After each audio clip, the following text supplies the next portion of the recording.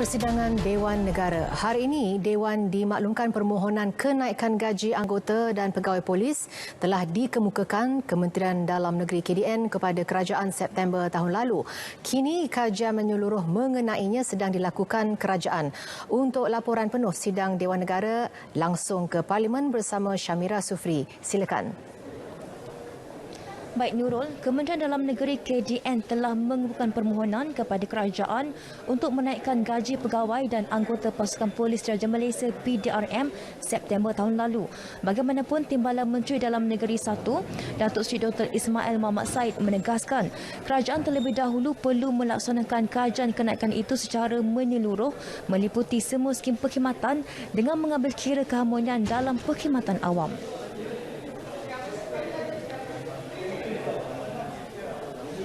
Kerajaan dari masa ke semasa sentiasa menambah baik pemberian allowance kepada pegawai dan anggota PDRM. Antara penambahbaikan yang telah dilaksanakan adalah seperti kenaikan kadar imbuhan tetap perumahan ITP kepada PDRM yang melibatkan peningkatan berjumlah RM20 hingga RM145 sebulan berdasarkan grade pegawai dan anggota PDRM. Kerajaan juga telah meluluskan pembayaran-bayaran insentif mengikut lokasi tahap kesusahan berjumlah 500 hingga 1,500 sebulan berdasarkan kategori pendalaman kepada pegawai dan anggota PDRM yang bertugas di kawasan pedalaman. Selain itu, beliau memaklumkan kerajaan telah memberikan peruntukan tambahan sebanyak RM67.5 juta tahun ini untuk pembaikan pejabat dan kuartus PDRM. Datuk Seri Ismail berkata demikian ketika menjawab pertanyaan Senator Kamarudin Abdun yang ingin mengetahui jaminan KDN untuk menaikkan kadar gaji anggota polis di negara ini. Sementara itu, RM1.76 bilion daripada RM2.3 bilion peruntukan belanja mengurus dalam belanjawan 2021 dikaskan untuk kerja penyelenggaraan aset-aset pertahanan utama Angkatan Tentera Malaysia ATM melibatkan jentera strategi ATM, kenderaan pelbagai jenis, kapal dan pesawat. Manakala sebanyak RM540 juta pula digunakan untuk tujuan penyelenggaraan dan pembaikan kecil, merangkumi penyelenggaraan fasiliti kem, pangkalan, bangunan pejabat dan selenggaraan peralatan ICT. Di bawah aktiviti pertahanan darat, peruntukan selenggaraan ini akan melibatkan selenggaraan bagi aset-aset tahanan strategik seperti kenderaan darat yang meliputi kenderaan perisai, pembawa senjata dan pengangkut. Bagi aktiviti pertahanan maritime, ianya melibatkan senggaraan atau refit kapal-kapal dan kapal selam TLDM. Manakala bagi aktiviti pertahanan udara pula, peruntukan senggaraan melibatkan senggaraan pesawat-pesawat TUDM dan radar pertahanan udara. Beliau menjawab soalan Senator Lee Chun Tong berhubung senarai aset ATM yang bakal dibaik pulih di bawah peruntukan belanja mengurus RM2.3 bilion dalam belanjawan 2021. Menerusi peruntukan itu, ia dapat memastikan pengoperasan aset-aset strategi ATM berada pada tahap optimum dengan keupayaan diatur gerak pada bila-bila masa. Selaras usaha kerajaan menangani isu keselamatan akibat pandemik COVID-19, agar jumlah peruntukan yang tinggi akan dapat membantu ATM mengawal sempadan negara dengan lebih cekap.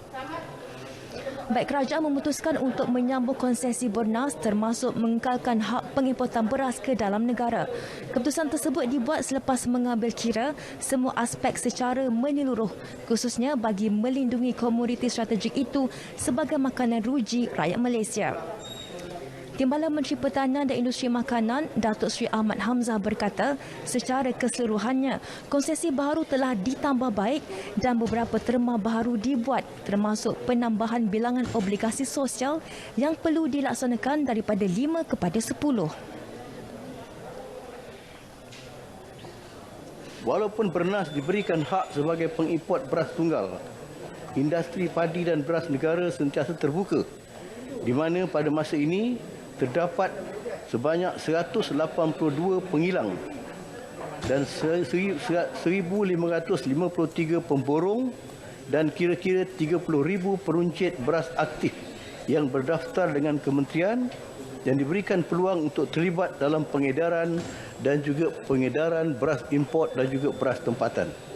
Justru tiada unsur monopoli di peringkat pemasaran dan pengedaran dalam industri padi dan beras. Ketiganya, kerajaan juga sentiasa memastikan bekalan beras dalam negara sentiasa mencukupi dengan mutu dan harga yang terkawal. Tambah beliau, kerajaan telah menetapkan harga beras putih tempatan dikawal tidak melebihi RM2.60 setiap kilogram untuk memastikan rakyat dan pengguna sentiasa memperolehi bekalan beras dengan harga yang berpatutan dan terkawal. Bagi beras putih import pula, secara purata, harga runcit adalah pada kadar melebihi harga beras tempatan iaitu di sekitar RM2.80 hingga RM3 setiap kilogram dan sekaligus menjadikan beras tempatan sebagai pilihan utama rakyat. Kementerian juga sedang membuat kajian menyeluruh pendekatan dan perancangan alternatif jangka panjang ke arah pasaran industri beras yang lebih terbuka tanpa menjejaskan jaminan keselamatan makanan negara dan industri padi dan beras tempatan. Baik, persidangan ketika ini masih lagi diteruskan dan tidak akan ditangguhkan sehingga tamatnya sesi penggulungan Belanjawan 2021. Sekian sahaja laporan dari Parlimen. Saya Syamira Sufri, kembali kepada Nurul.